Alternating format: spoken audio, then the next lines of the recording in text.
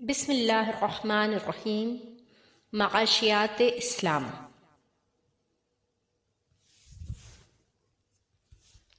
سید ابوالعلا مودودی رحمۃ اللہ علیہ، اسلام کا معاشی تصور، یہ اس کا حصہ اول ہے۔ اس کا باب 1 ہے، انسان کا معاشی مسئلہ اور اس کا اسلامی حل۔ موجودہ زمانے میں ملکوں اور قوموں کے اور بحیثیت مجموعی دنیا کے معاشی مسائل کو جو اہمیت دی جا رہی ہے، شاید اس سے پہلے کم از کم نمایاں طور پر ان کو اتنی اہمیت کبھی نہیں دی گئی۔ نمایاں طور پر کا لفظ میں اس لیے استعمال کر رہا ہوں کہ حقیقت میں تو انسان کی زندگی میں اس کی معاش جس قدر اہمیت رکھتی ہے، اس کے لحاظ سے ہر زمانے میں افراد، جماعتوں، قوموں، ملکوں اور تمام انسانوں نے اس کی طرف بہرحال توجہ کی ہے، لیکن آج اس توجہ کو جس چیز نے زیادہ نمایاں کر دیا ہے وہ معاشیات کے نام سے ایک باقاعدہ علم کا بڑی بڑی کتابوں، بھاری بھرکم اصطلاحوں اور پرشوکت اداروں کے ساتھ موجود ہونا، اور ساتھ ہی ضروریات زندگی کی پیدائش، فراہمی اور اکتساب کے طریقوں کا پیچیدہ سے پیچیدہ تر ہوتے چلے جانا ہے۔ ان اسباب سے آج معاشی مسائل پر بحث و گفتگو اور عالمانہ تحقیق کا وہ زور و شور ہے کہ اس کے آگے انسانی زندگی کے سارے مسائل دب کر رہ گئے ہیں۔ لیکن یہ عجیب بات ہے کہ جس چیز پر دنیا بھر کی توجہات اس طرح مرکوز ہو گئی ہیں، وہ بجائے سلجھنے اور صاف ہونے کے اور زیادہ الجھتی اور معمہ بنتی چلی جاتی ہے۔ علم المعیشت کی موٹی موٹی اصطلاحوں نے اور ماہرین معاشیات کی عالمانہ موشگافیوں نے عام لوگوں کو اس قدر دہشت زدہ کر دیا ہے کہ وہ غریب ان اعلیٰ درجے کی فنی بحثوں کو سن کر اس طرح اپنے معاشی مسئلے کی ہولناکی سے مرعوب اور اس کے حل کی تمام توقعات سے مایوس ہو جاتے ہیں، جس طرح ایک بیمار کسی ڈاکٹر کی زبان سے اپنی بیماری کا کوئی موٹا سا لاطینی نام سن کر ہول کھا جاتا ہے اور خیال کرتا ہے کہ جب مجھے ایسی سخت بیماری لاحق ہو گئی ہے تو میری جان کا اب اللہ ہی حافظ ہے۔ حالانکہ ان اصطلاحوں اور فنی بحثوں کا غلاف اتار کر سیدھے سادے فطری طریقے سے دیکھا جائے تو انسان کا معاشی مسئلہ بڑی آسانی سے سمجھ میں آ سکتا ہے، اور اس مسئلے کے حل کی مختلف صورتیں جو دنیا میں اختیار کی گئی ہیں، ان کے مفید اور مضر پہلو بھی بغیر کسی دقت کے دیکھے جا سکتے ہیں،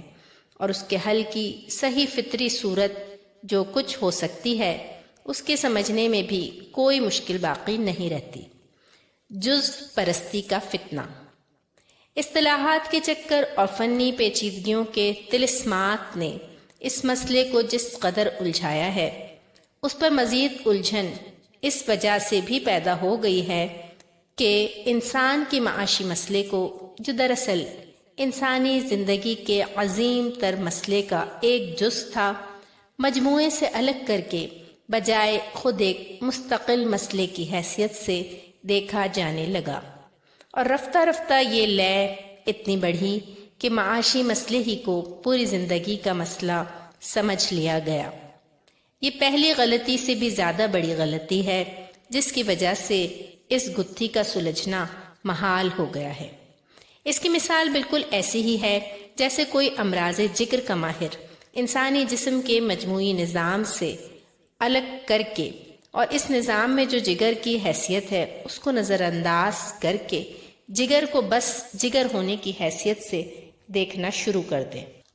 اور پھر اس دیکھنے میں اتنا مستغرق ہو کہ آخر کار اسے پورا انسانی جسم بس ایک جگر ہی جگر نظر آنے لگے۔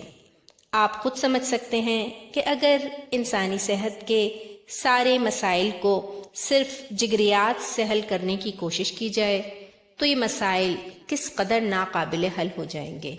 اور ایک آدمی بیچارے کی جان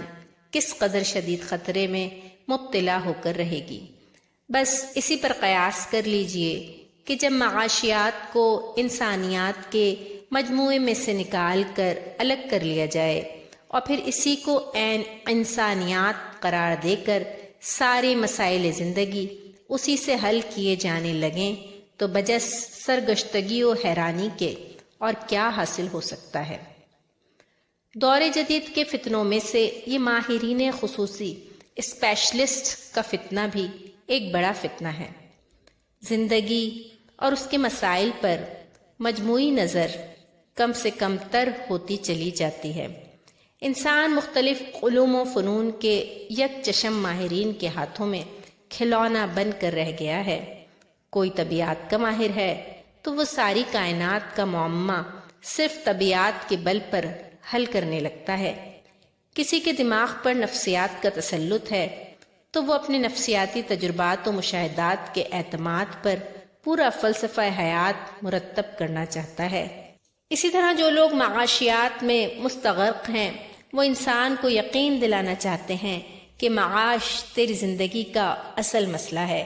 اور باقی سارے مسائل اسی جڑ کی شاخیں ہیں، حالانکہ اصل حقیقت جو کچھ ہے وہ یہ ہے کہ یہ سب ایک کل کے مختلف پہلو ہیں۔ اس کل کے اندر ان سب کا ایک خاص مقام ہے اور اس مقام کے لحاظ ہی سے ان کی اہمیت بھی ہے۔ انسان ایک جسم رکھتا ہے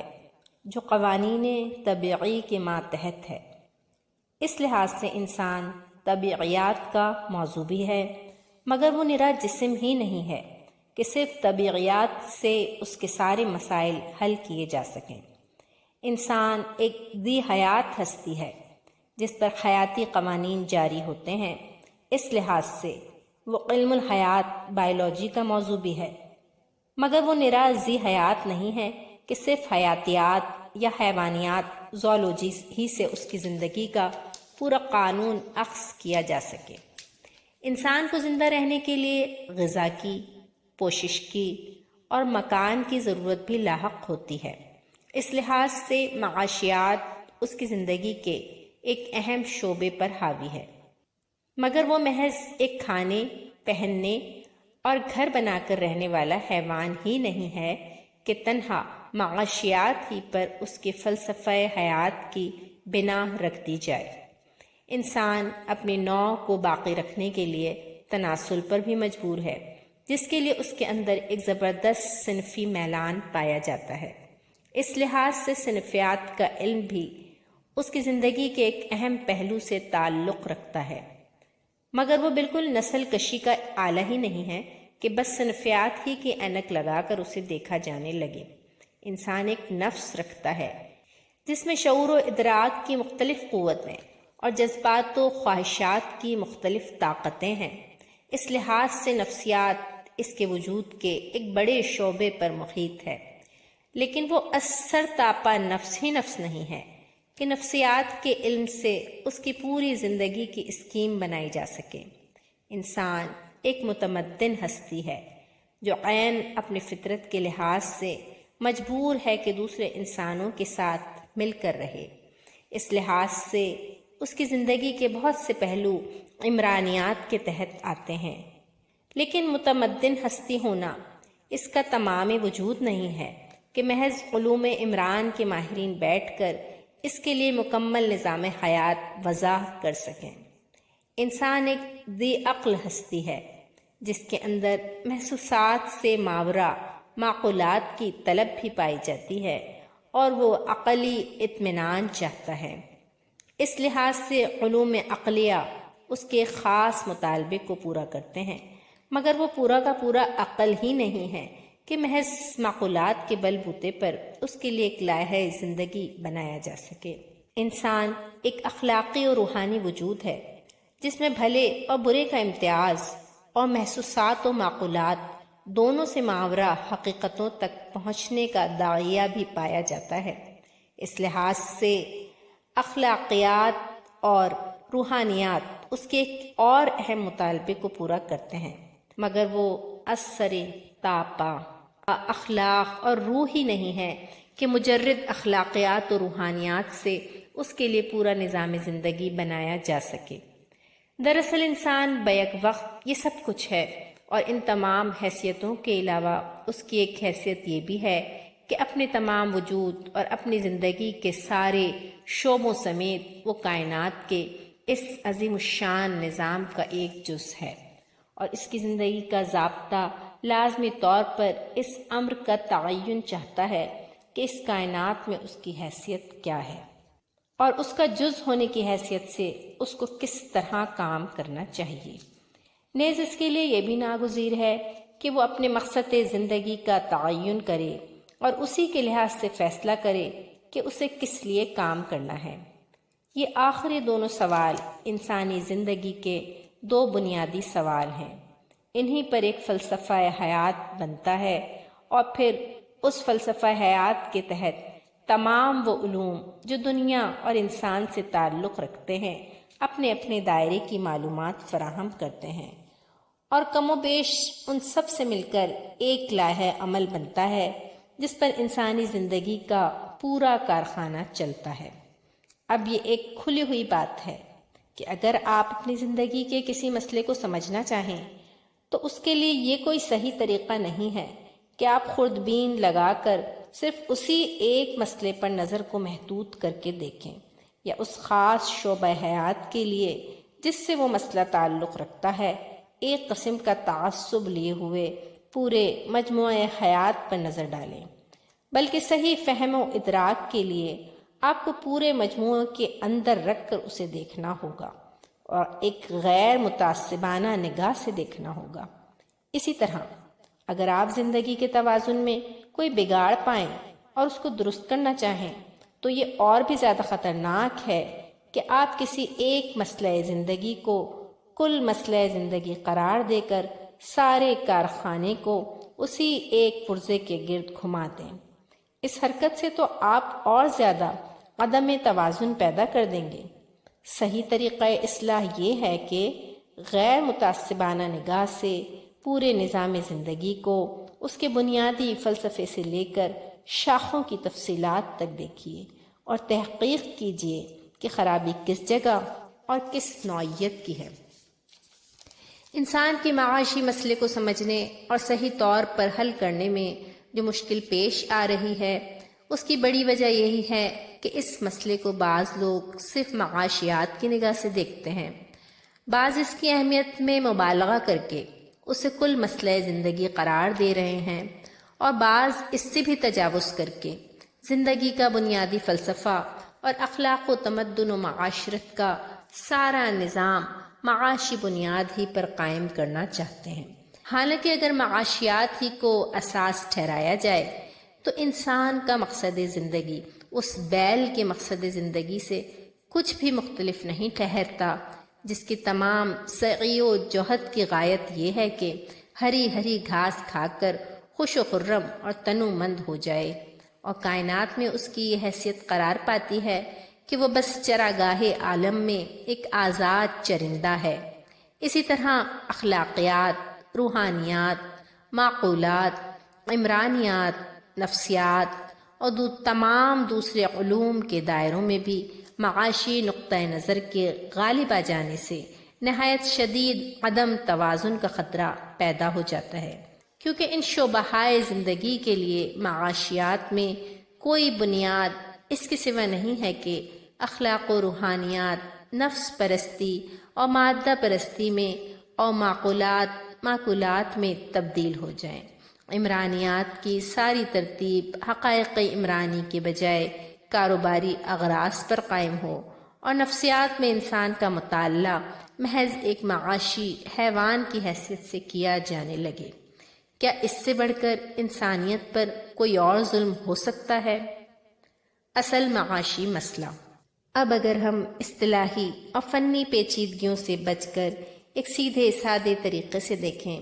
تو انسان کا معاشی مسئلہ ہم کو یہ نظر آتا ہے کہ تمدن کی رفتار ترقی کو قائم رکھتے ہوئے کس طرح تمام انسانوں کو ان کی ضروریات زندگی بہم پہنچنے کا انتظام ہو، اور کس طرح سوسائٹی میں ہر شخص کو اپنی استعداد اور قابلیت کے مطابق ترقی کرنے اور اپنی شخصیت کو نشوونما دینے اور اپنے کمال لائق تک پہنچنے کے مواقع حاصل رہیں۔ قدیم ترین زمانے میں انسان کے لیے معاش کا مسئلہ قریب قریب اتنا ہی سہل تھا جتنا حیوانات کے لیے ہے۔ خدا کی زمین پر بے شمار سامان زندگی پھیلا ہوا ہے۔ ہر مخلوق کے لیے جس قدر رزق کی ضرورت ہے وہ بافراط مہیا ہے۔ ہر ایک اپنا رزق تلاش کرنے کے لیے نکلتا ہے اور جا کر خزائن رزق میں سے حاصل کر لیتا ہے۔ کسی کو نہ اس کی قیمت ادا کرنی پڑتی ہے اور نہ اس کا رزق کسی دوسری مخلوق کے قبضے میں ہے۔ تقریباً یہی حالت انسان کی بھی تھی کہ گیا اور قدرت رزق خواہ وہ پھلوں کی شکل میں ہو یا شکار کے جانوروں کی شکل میں حاصل کر لیا۔ قدرتی پیداوار سے بدن ڈھانکنے کا انتظام کر لیا۔ زمین میں جہاں موقع دیکھا سر چھپانے اور پڑ رہنے کی ایک جگہ بنا لی۔ لیکن خدا نے انسان کو اس لیے پیدا نہیں کیا تھا کہ وہ زیادہ مدت تک اسی حال میں رہے۔ اس نے انسان کے اندر ایسے فطری داغیات رکھے تھے کہ وہ انفرادیت چھوڑ کر اجتماعی زندگی اختیار کرے اور اپنی صنعت سے اپنے لیے ان ذرائع زندگی سے بہتر ذرائع پیدا کر لے جو قدرت نے مہیا کیے تھے۔ عورت اور مرد کے درمیان دائمی تعلق کی فطری خواہش، انسانی بچے کا طویل مدت تک ماں باپ کی پرورش کا محتاج ہونا، اپنی نسل کے ساتھ انسان کی گہری دلچسپی اور خونی رشتوں کی محبت، یہ وہ چیزیں تھیں جو اسے اجتماعی زندگی پر مجبور کرنے کے لیے خود فطرت ہی نے اس کے اندر رکھ دی تھیں۔ اسی طرح انسان کا خود رو پیداوار پر قانع نہ ہونا اور زراعت سے اپنے لیے خود غلہ پیدا کرنا، پتوں سے جسم ڈھانکنے پر قانع نہ ہونا اور اپنی صنعت سے اپنے لیے لباس تیار کرنا، غاروں اور بھٹوں میں رہنے پر مطمئن نہ ہونا اور اپنے لیے خود مکان بنانا، اپنی ضروریات کے لیے جسمانی آلات پر اکتفا نہ کرنا اور پتھر، لکڑی، لوہے وغیرہ کے آلات ایجاد کرنا، یہ بھی فطرت نے ہی اس کے اندر ودیعت کیا تھا اور اس کا بھی لازمی نتیجہ یہی تھا کہ وہ رفتہ رفتہ متمدن ہو۔ پس اگر انسان متمدن ہوا تو اس نے کوئی جرم نہیں کیا بلکہ عین اس کی فطرت کا تقاضا اور اس کے خالق کا منشا یہی تھا۔ تمدن کی پیدائش کے ساتھ چند چیزیں ناگزیر تھیں۔ ایک یہ کہ انسان کی ضروریات زندگی بڑھیں اور ہر شخص خود اپنی تمام ضروریات فراہم نہ کر سکے بلکہ اس کی کچھ ضرورتیں دوسروں سے اور دوسروں کی اس سے متعلق ہوں۔ دوسری یہ کہ ضروریاتی زندگی کا مبادلہ، ایکسچینج عمل میں آئے اور رفتہ رفتہ مبادلہ اشیاء کا ایک واسطہ، میڈیم آف ایکسچینج مقرر ہو جائے۔ تیسری یہ کہ اشیاء ضرورت تیار کرنے کے آلات اور حمل و نقل کے وسائل میں اضافہ ہو اور جتنی نئی چیزیں انسان کے علم میں آئیں ان سب سے وہ فائدہ اٹھاتا چلا جائے۔ چوتھے یہ کہ آدمی کو اس امر کا اطمینان حاصل ہو کہ وہ چیزیں جن کو اس نے خود اپنی محنت سے حاصل کیا ہے، وہ آلات جن سے وہ کام کرتا ہے، وہ زمین جس پر اس نے گھر بنایا ہے، وہ جگہ جس میں وہ اپنے پیشے کا کام کرتا ہے، یہ سب اسی کے قبضے میں رہیں گی اور اس کے بعد ان لوگوں کی طرف منتقل ہوں گی جو دوسروں کی بنسبت اس سے قریب تر ہے۔ اس طرح مختلف پیشوں کا پیدا ہونا، خرید و فروخت، اشیاء کی قیمتوں کا تعین، روپے کا معیار قیمت کی حیثیت سے جاری ہونا، بین الاقوامی لین دین اور درآمد برآمد تک نوبت پہنچنا، نئے نئے آلات و وسائل پیدائش، مینس آف پروڈکشن کا استعمال میں آنا اور حقوق ملکیت و وراثت کا وجود میں آنا، یہ سب عین مقتضائے فطرت تھا اور ان میں سے کوئی چیز بھی گناہ نہ تھی کہ اب اس سے توبہ کرنے کی ضرورت ہو۔ مزید برآں تمدن کے نشوونما کے ساتھ یہ بھی ضروری تھا کہ نمبر 1، مختلف انسانوں کی قوتوں اور قابلیتوں کے درمیان جو فرق خود فطرت نے رکھا ہے، اس کی وجہ سے بعض انسانوں کو اپنی اصلی ضرورت سے زیادہ کمانے کا موقع مل جائے اور بعض اپنی ضرورت کے مطابق اور بعض اس سے کم کمائیں۔ نمبر 2، وراثت کے ذریعے سے بھی بعض کو زندگی کا آغاز کرنے کے لیے اچھے وسائل مل جائیں اور بعض کم وسائل کے ساتھ اور بعض بے وسیلہ کارزار حیات میں قدم رکھیں۔ نمبر 3، قدرتی اسباب سے ہر آبادی میں ایسے لوگ موجود رہیں جو کسب معاش کے کام میں حصہ لینے اور اسباب زندگی کے مبادلے میں شریک ہونے کے قابل نہ ہوں، مثلاً بچے، بوڑھے، بیمار، معذور وغیرہ۔ نمبر 4، بعض انسان خدمت لینے والے اور بعض خدمت انجام دینے والے ہوں، اور اسی طرح آزادانہ صنعت و تجارت اور زراعت کے علاوہ نوکری اور مزدوری کی صورتیں بھی پیدا ہو جائیں۔ یہ سب بھی بجائے خود انسانی تمدن کے فطری مظاہر اور قدرتی پہلو ہیں۔ ان صورتوں کا رونما ہونا بھی اپنی جگہ کوئی برائی یا گناہ نہیں ہے کہ ان کے استحصال کی فکر کی جائے۔ تمدن کی خرابی کے دوسرے اسباب سے جو برائیاں پیدا ہوئی ہیں، ان کے اصل سبب کو نہ پا کر بہت سے لوگ گھبرا اٹھتے ہیں اور کبھی شخصی ملکیت کو، کبھی روپے کو، کبھی مشین کو، کبھی انسانوں کی فطری نامساوات کو، اور کبھی خود تمدن ہی کو کوسنے لگتے ہیں۔ لیکن در حقیقت یہ غلط تشخیص اور غلط تجویز علاج ہے۔ انسانی فطرت کے تقاضے سے تمدن میں جو نشوونما ہوتا ہے، اور اس نشوونما سے فطرتاً جو صورتیں رونما ہوتی ہیں، ان کو روکنے کی ہر کوشش نادانی ہے، اور اس کے نتیجے میں فلاح کے بجائے تباہی و نقصان کا زیادہ امکان ہے۔ انسان کا اصل معاشی مسئلہ یہ نہیں ہے کہ تمدن کی ترقی کو کس طرح روکا جائے یا اس کے قدرتی مظاہر کو کس طرح بدلا جائے، بلکہ اصل مسئلہ یہ ہے کہ تمدن کے نشوونما کی فطری رفتار کو برقرار رکھتے ہوئے اجتماعی ظلم و بے انصافی کو کیسے روکا جائے، اور فطرت کا یہ منشا کہ ہر مخلوق کو اس کا رزق پہنچے کیوں کر پورا کیا جائے، اور ان رکاوٹوں کو کس طرح دور کیا جائے جن کی بدولت بہت سے انسانوں کی قوتیں اور قابلیتیں محض وسائل کے فقدان کی وجہ سے ضائع ہو جاتی ہیں۔